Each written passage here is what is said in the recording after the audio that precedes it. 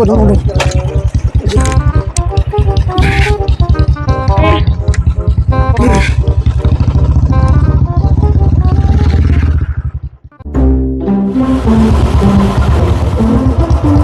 മോനെ കുറച്ചും കൂടി നമുക്ക് എഴുതി നിർത്തോ മോനെ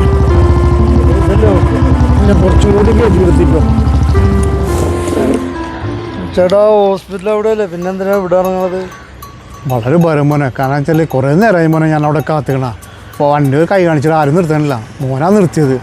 എനിക്കിത് എൻ്റെ വീട് കാണുന്നതാണ്. Thank you.